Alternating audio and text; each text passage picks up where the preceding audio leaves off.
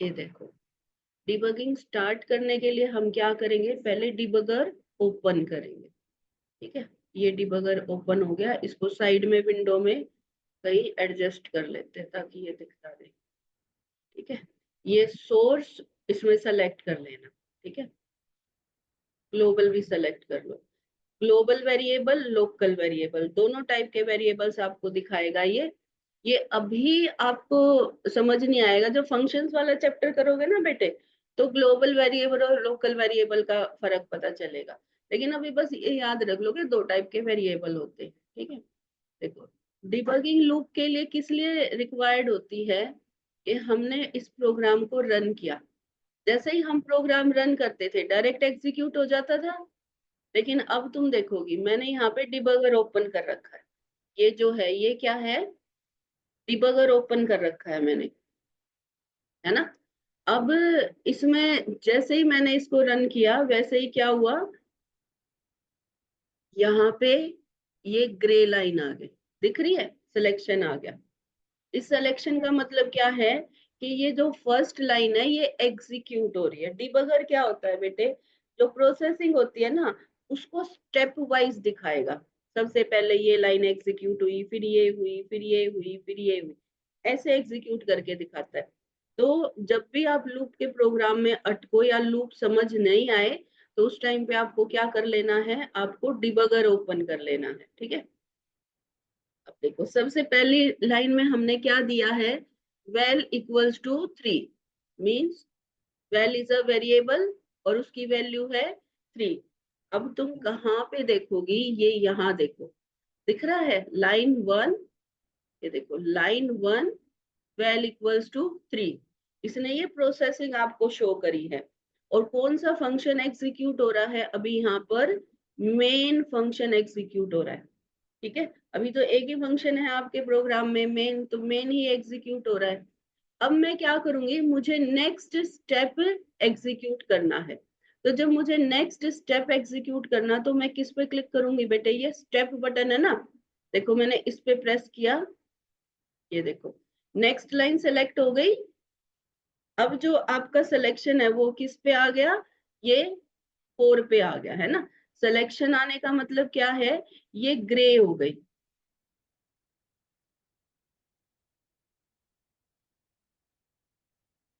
अब next selection किस पे आ गया, ये print well into I.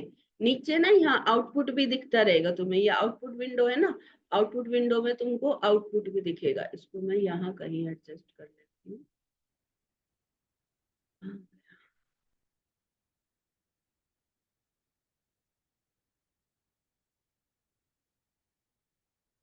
Debugger का यूज सिर्फ एरर्स निकालने के लिए नहीं होता है। ठीक है, अब कौन सी लाइन एग्जीक्यूट हो रही है आपकी, 4 आई इन रेंज 1 to 6। देखो आप यहाँ पे देखोगे स्क्रीन पे कुछ नहीं आया, अभी यहाँ से आउटपुट स्टार्ट होएगा ना, अभी स्क्रीन पे कुछ भी नहीं है। ठीक है, इसने क्या किया है, सिर्फ यहाँ पे एक वेरिएबल डिक्लेयर करा है वेल, ये प्रिंट वेल इनटू आई, इस पे पहुंच गया ये, print well into I. Well के अंदर क्या है, 3 है,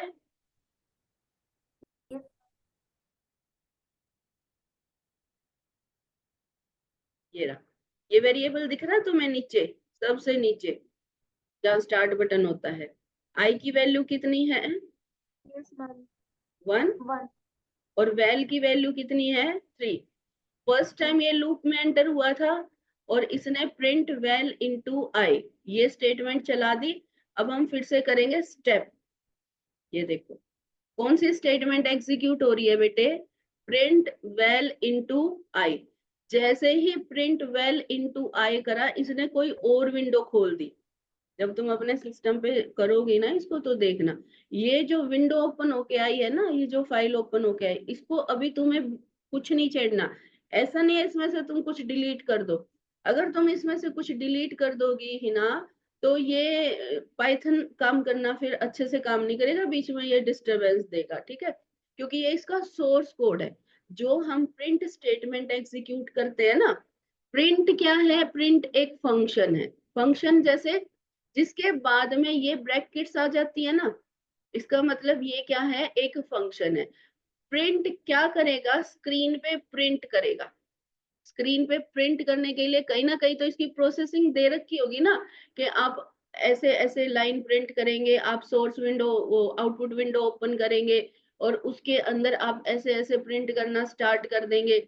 इंटीजर है तो कैसे, अगर मल्टीपल, जैसे इसमें दे रखे हैं ना हमने मल्टीपल स्टेटमेंट्स, वेल दे रखा है, आई दे रखा है तो कैलकुलेट करके प्रिंट करेंगे, कोट्स में दे रखा है, कोमा करके स्लैश एन है, तो हर किसी चीज की डेफिनेशन उसमें दे रखी है।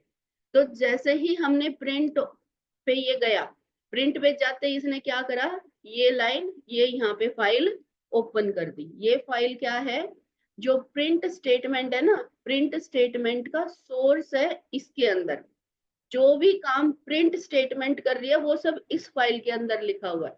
जब तुम पाइथन इंस्टॉल करती हो तो बहुत सारी फाइलें इंस्टॉल होती है ना साथ में, तो ये भी उनमें से एक है। इसको मॉड्यूल बोलते हैं। हमारा ना 12th क्लास में एक मॉड्यूल का भी चैप्टर आएगा, तो उसमें हम अपने भी मॉड्यूल बनाएंगे, फंक्शन मॉड्यूल। जब ये 12th क्लास में तुम डिटेल में करोगी ना, तो तुम इसको अच्छे से रिलेट कर पाओगे कि हमने डिबगिंग में ऐसे एक फाइल खोली थी, तो वो क्या खुला था, मॉड्यूल। देखो इसका यहाँ नाम विजिबल हो रहा है तुमको, जहाँ माउस है, रन डॉट पी वाई, सबसे टॉप पे है ना। इस मॉड्यूल का क्या नाम है, रन मॉड्यूल है ये। और डॉट पी वाई तो एक्सटेंशन होती है पाइथन की, कोई भी फाइल है। मॉड्यूल क्या होता है बेटे, मॉड्यूल कुछ नहीं होता, सिंपल पाइथन की ही जो फाइल होती है उसको हम क्या बोलते हैं, उसको मॉड्यूल बोल देते हैं, ठीक है। जो एग्जीक्यूशन में काम आएगी, जिसमें फंक्शंस वगैरह की डेफिनेशन दे रखी है, तो मॉड्यूल एक अलग ही चैप्टर आएगा। अभी इतना ही तुम समझ के चलना, 11th में ये नहीं इतना ज्यादा डिटेल में। देखो स्टेप कर रही हूं मैं, आपकी मेन फाइल में नहीं है अभी। हम लोग कहाँ पे है, रन मॉड्यूल में। जो हमारी मेन फाइल है उसका नाम क्या है, 11.py। हम 11.py में नहीं है अभी। अभी हम कहाँ पर है, run.py में, मतलब रन मॉड्यूल में है। ये देखो स्टेप स्टेप, जब इसकी प्रोसेसिंग खत्म हो जाएगी तो ये आउटपुट विंडो में आपको प्रिंट कर देगा। स्टेप अभी यही चल रहा है। देखो एक प्रिंट स्टेटमेंट के लिए कितनी लाइन एग्जीक्यूट हुई है ना। हम क्या देखते हैं, सिर्फ प्रिंट हो गया, स्क्रीन पे प्रिंट हो गया, लेकिन वो जो प्रिंट स्टेटमेंट एग्जीक्यूट हुई है और जब स्क्रीन पे आउटपुट आया है, उसके बीच की प्रोसेसिंग होती है, उसके लिए भी काफी सारा कोड लिखा जाता है, ठीक है। ये तो जो कॉमन सी चीजें होती है, जैसे प्रिंट करना, इनपुट लेना, तो ये सब के लिए इन्होंने पहले से फंक्शंस बना रखे हैं, हमें ये बनाने की जरूरत नहीं है। अगर इन्होंने ये प्रिंट फंक्शन नहीं बनाया होता तो ये जितनी प्रोसेसिंग चली है ना, हमें ये सारी प्रोसेसिंग, ये सारा कोड लिखना पड़ता ये एक लाइन डिस्प्ले करने के लिए, ठीक है। अब ये रन डॉट पी वाई हम बंद कर देंगे। अब देखो यहाँ पे क्या हो गया, 3 प्रिंट हो गया, है ना। सिर्फ हम सोचते डायरेक्ट स्क्रीन के ऊपर 3 प्रिंट होके आ गया, उससे बीच में भी बहुत सारी प्रोसेसिंग। अब next print statement I, print I into आई। ये देखो यहाँ दिख रहा है तुम्हें आई की वैल्यू, यहाँ पे देखो, ये आई की वैल्यू कितनी है, 1। वेल की वैल्यू तो सेम रहेगी 3, आई की वैल्यू अभी भी कितनी है, 1, क्योंकि ये फोर लूप के अंदर है। और फोर लूप जो है वो सिर्फ फर्स्ट टाइम चल रहा है अभी। फोर लूप के अंदर गया, आई की वैल्यू 1 करी और इसने प्रिंट वेल इंटू आई चलाया, है ना। अब ये चलाएगा प्रिंट आई इंटू आई, क्या चलाएगा ये, आई इंटू आई, मतलब आई का क्या है, इसकी वैल्यू 1, 1 इंटू 1 डिस्प्ले कर देगा। अब देखो फिर तुम स्टेप करो यहाँ से,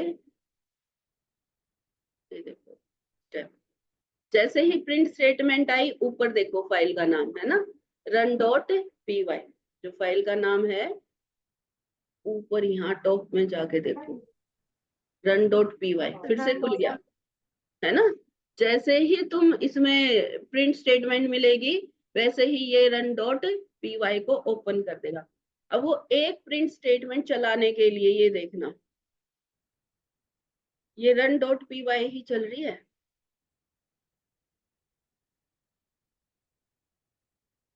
प्रिंट स्टेटमेंट में भी तो हम कितनी वैरायटी से प्रिंट दे देते हैं ना, तो ये वही सब है। कोई एरर है, अभी पीछे पिछले वाली जो स्टेटमेंट देखी थी, वो देखी थी तुमने, उसमें एरर से रिलेटेड ये कुछ कमांड चेक कर रहा था। देखो ये यहाँ पे ये वाली देखो, जो सिलेक्शन है ना ग्रे वाली लाइन है, उसके नीचे थर्ड लाइन देखो, सेल्फ डॉट एरर। जब प्रिंट स्टेटमेंट चलाती हो तो एरर भी तो दिखाता है ना ये, कि आपकी ये स्टेटमेंट में एरर है, तो वो यही सारा कोड है। सारे सिंटेक्स चेक करेगा, प्रिंट स्टेटमेंट दी है जो सिंटेक्स के अकॉर्डिंग है कि नहीं है। प्रिंट स्टेटमेंट चल दी है ना, ये यहाँ पे आ गया। अब देखो हम ये रन डॉट पी वाई बंद कर देंगे, यहाँ क्या प्रिंट हो गया, 1 है ना, 1 प्रिंट हो गया यहाँ पर। अब नेक्स्ट फिर हम स्टेप करेंगे। अब तुम्हें कहाँ ध्यान देना है हिना, देखो यहाँ पर आई की वैल्यू, जो डिबग विंडो है इसमें आई की वैल्यू कितनी है, 1 है ना, और वेल की वैल्यू तो 3 है, सेम रहेगी। अब ये ऊपर गया फिर से, फॉर आई इन रेंज 1,6, ये इस पे लूप पे गया ना ऊपर स्टार्टिंग में। ग्रे कंट्रोल कहाँ पर है, फोर लूप के ऊपर। इसका मतलब ये यहाँ से लूप में एंट्री करेगा। लूप में ऑलरेडी एंटर्ड है ये, एक बार इसने स्टार्टिंग कर रखी है, अब ये सेकंड टाइम लूप में एंटर करेगा। जब ये लूप में एंटर करेगा, अभी यहाँ देखना तुम, ये जो आई इक्वल्स, ये I1 है ना, इसको देखना, हो गया I2।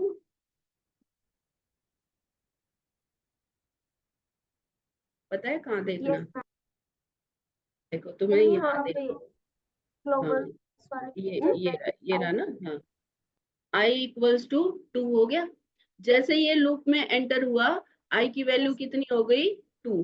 जो हम तुम्हें बताते नहीं है कि इसकी वैल्यू एक एक करके बढ़ेगी, दो दो करके बढ़ेगी, कितनी बढ़ेगी। तो डिबगिंग जब तक तुम नहीं चला चला के देखोगे ना, प्रोसेसिंग फॉर लूप समझ आता ही नहीं है। ठीक है, कुछ ही बच्चे होते हैं जिसको बताने से समझ आ जाता है, लेकिन जब डिबगिंग करते हैं ना, तो जो तुम कॉपी में लिख लिख के समझती हो, उसका वेरिफिकेशन मिल जाता है ना, कि भाई हाँ मैं ऐसे सोच रही थी कि आई फोर लूप के ऊपर दोबारा गया। जैसे हम जब समझाते हैं बच्चों को, कैसे समझाते हैं, ऐसे ही तो समझाते हैं ना, कि ये फोर लूप के अंदर एंटर हुआ, है ना, फिर ये लाइन चलाई, फिर ये लाइन चलाई, फिर ये वापस फोर लूप पे गया, आई की वैल्यू इसने एक इंक्रीज कर दी, फिर ये लाइन चलाई, फिर ये लाइन चलाई, फिर ये फोर। तो इस चीज का बच्चे को वेरिफिकेशन मिल जाता है डिबग विंडो से, समझी। तो इसलिए डिबगिंग करना जरूरी है। अगर डिबगिंग आ गई ना, तो फिर कोई भी कोड अगर तुम्हारा नहीं चल रहा है, प्रोसेसिंग समझ नहीं आ रही है, जैसे तुम्हें कई बारी आगे चल के फिबोनाची सीरीज होता है, और भी बहुत सारी सीरीज होती है, पैलिंड्रोम है, उसका आउटपुट तुम्हारी रिक्वायरमेंट के हिसाब से नहीं आ रहा। तुमने जो कोड लिखा है तुम्हारी प्रोसेसिंग के हिसाब से उसका आउटपुट आना चाहिए, लेकिन जो कोड तुम एग्जीक्यूट कर रही हो, जब तो तुम्हारे आउटपुट से वो मैच नहीं हो रहा, तो मिसमैच हो रहा है। इसका मतलब जो तुमने प्रोसेसिंग सोची है और जो ये प्रोसेसिंग एक्चुअली में चल रही है, उसमें डिफरेंस है कहीं ना कहीं, है ना। तो वो डिफरेंस पता कैसे चलेगा, वो डिफरेंस पता चलेगा तुम्हें डिबगिंग करके, कि मेरे हिसाब से तो कोड ठीक है, ये अटक कहाँ पे रहा। तो तुम उसकी डिबगिंग चला के देखना, और साथ साथ तुम प्रोसेसिंग करना, कि यहाँ आई की वैल्यू 2 होनी थी, अब तुमने यहाँ आई की वैल्यू 1 ही सोच रखी है, तो तुम्हारा आउटपुट नहीं चल रहा। अब नेक्स्ट प्रिंट देखो, जैसे ही प्रिंट पे जाएगा, तो ये क्या करेगा, run dot P Y open कर देगा। फिर इसके सारे स्टेप्स चलाने पड़ेंगे, ये इसका सिंटेक्स देखेगा, एरर सर्च करेगा, और आउटपुट बनाएगा, और फिर स्क्रीन पे डिस्प्ले कर देगा।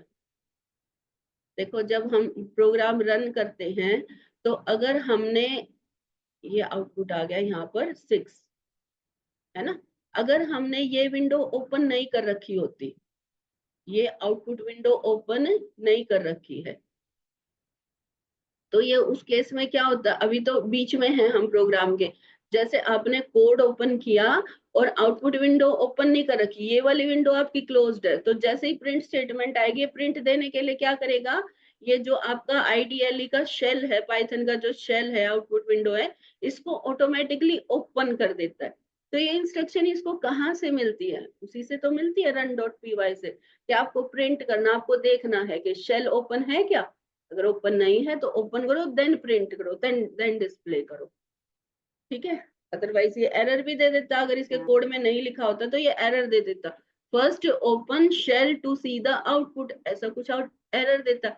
लेकिन इसने क्या करा है, वो आपको बाय डिफॉल्ट डाल दिया कि शेल अगर ओपन नहीं है तो प्रिंट स्टेटमेंट के अंदर स्टेटमेंट डाल रखी कि शेल को ओपन करो देन डिस्प्ले करो, एरर मत दिखाओ।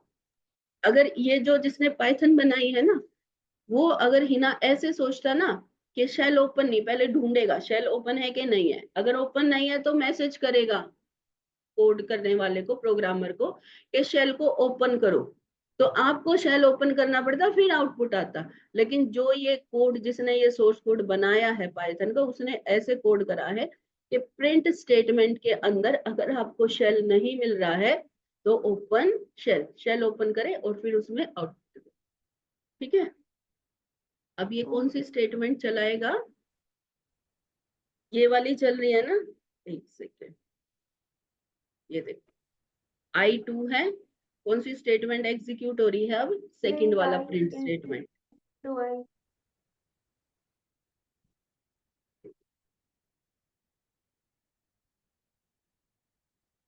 अब ये I की वैल्यू क्या हो गई, मैंने स्टेप स्टेप प्रेस कर दिया था, वेट नहीं किया, तुम देखो I की वैल्यू अब यहाँ पे क्या हो गई है। हाँ, अभी नहीं आ रहा, ये क्यों नहीं आ रहा? देखो I की वैल्यू, वेल की वैल्यू नहीं आ रही ना अभी, नहीं तो हमारी यहाँ विजिबल क्यों? क्योंकि यहाँ रन डॉट पी वाई है। अब जो रन डॉट पी वाई में प्रोसेसिंग हो रही है ना बेटे, ये वो शो कर रहा है, रन डॉट पी वाई में जो प्रोसेसिंग हो रही है ये वो शो कर रहा है यहाँ पर। स्टेप स्टेप करके इसको बंद कर देते एक बारी। मैंने स्टेप स्टेप स्टेप ज्यादा स्पीड से प्रेस कर दिया तो फोर लूप चल के दोबारा फोर लूप में एंटर हो गया। तो हमारे लूप की वैल्यू 1 के बाद 2 थी, अब देखो लूप की वैल्यू कितनी आ चुकी है यहाँ, 1 के बाद 3 आ चुकी। तो तुम जब भी इसकी डिबगिंग करके देखोगी तो उस केस में थोड़ा सा स्लो चलाना, स्पीड स्लो रखना इसकी।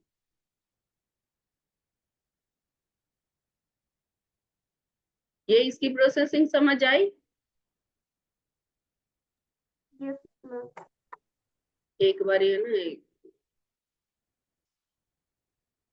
मैं यहाँ इस प्रिंट स्टेटमेंट को इस लूप से बाहर निकाल देती हूँ। अब देखना, रन करेंगे, ओके, फ्रेश स्टार्टिंग है, ठीक है, स्टार्टिंग में वेल इक्वल्स टू 3 आया। अब क्या होगा, यहाँ पे कुछ भी वेरिएबल डिक्लेयर नहीं हो रखा। अच्छा देखो, तुम अगर इसमें सोर्स पे सेलेक्ट नहीं करती हो ना बेटे, तो मैं जरा, ये देखो यहाँ पे ग्रे लाइन नहीं दिखी ना तुम्हें? जैसे ही मैंने अभी मैं रन कर चुकी हूँ प्रोग्राम को, आपने क्या नहीं किया, आपने सोर्स सेलेक्ट नहीं किया। अगर आप सोर्स सेलेक्ट नहीं करोगी ना, ये यार, सोर्स सेलेक्ट नहीं करोगी तो जहाँ जो यहाँ पे एक ग्रीन वो नहीं दिखाता है, बेल्ट सी ग्रे कलर की, ग्रीन नहीं ग्रे कलर की, वो नहीं शो करेगा। तो आपको समझ नहीं आएगा कि जो प्रोसेसिंग चल रही है उसमें कौन सी लाइन एग्जीक्यूट हो रही है। ठीक है, तो अगर आपको प्रोसेसिंग साथ साथ अपने कोड में भी देखनी है तो उसके लिए आपको क्या करना पड़ेगा, ये यहाँ से सोर्स को सेलेक्ट करना पड़ेगा। ठीक है, फिर स्टेप, अब क्या होगा, यहाँ पे देखो कोई भी वेरिएबल डिक्लेयर नहीं है, स्टेप, अब फर्स्ट लाइन एग्जीक्यूट हो गई, अब एग्जीक्यूशन किस पे है, सेकंड लाइन पे है।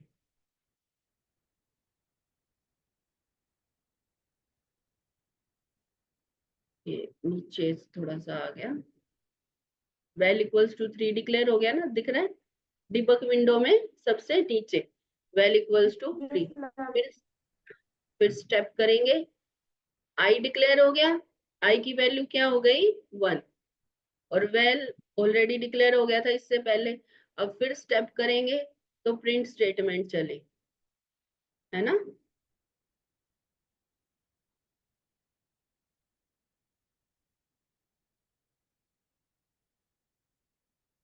फर्स्ट टाइम प्रिंट स्टेटमेंट चली, अब ये क्या करेगा,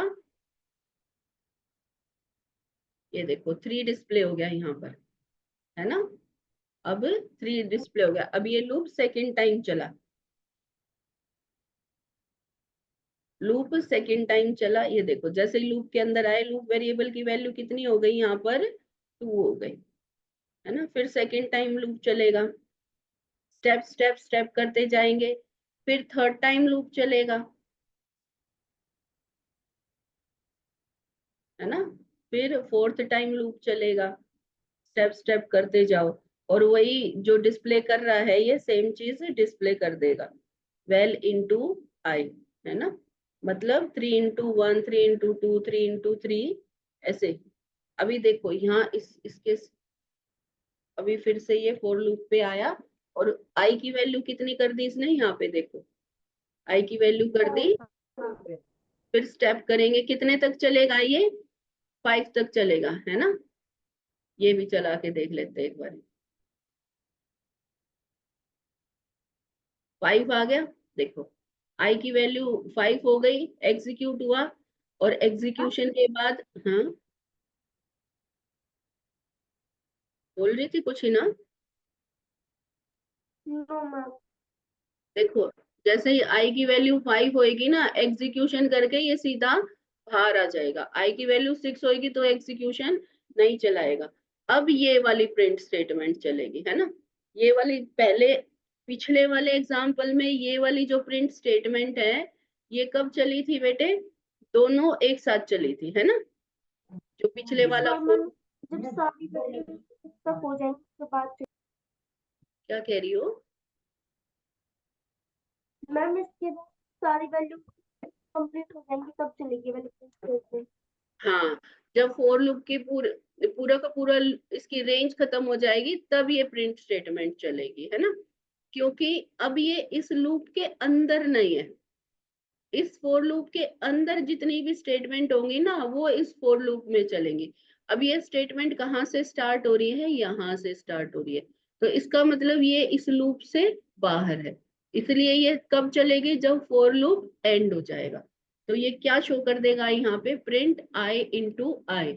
आई की वैल्यू कितनी है,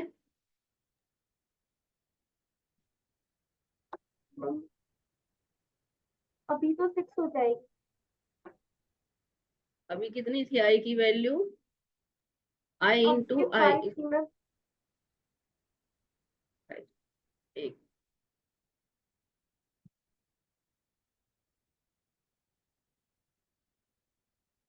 हैंग हो गया क्या ये,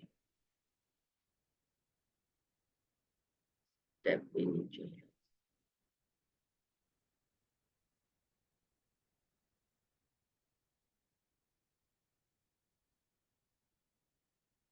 हैंग हो गया है। मैंने ज्यादा ही स्टेप स्टेप प्रेस कर दिया है। चलो इसको बंद करते, वैसे रन करके देखते। रन किया, और ये देखो 5 हो गई थी, 5 into 25। यहाँ पे बच्चे क्या कंफ्यूज हो जाते, कई बार बच्चे सोचते कि आई की वैल्यू 6 हो गई है तो लूप से बाहर आ गया, है ना। इसका मतलब यहाँ पे 6 into 6 हो जाएगा 36। ऐसा नहीं होता है। जो आई की लास्ट वैल्यू एग्जीक्यूट होती है वही आई में रहती है। समझ आई डिबगिंग। Yes ma'am. तो डिबगिंग में बेटे यही है, बाकी है ना तुम्हारा एक नेस्टेड लूप और होता है। अभी एक बार तुम डिबगिंग चला के देखना, और डिबगिंग हो जाएगी फिर मैं तुम्हें नेस्टेड लूप की डिबगिंग बताऊंगी।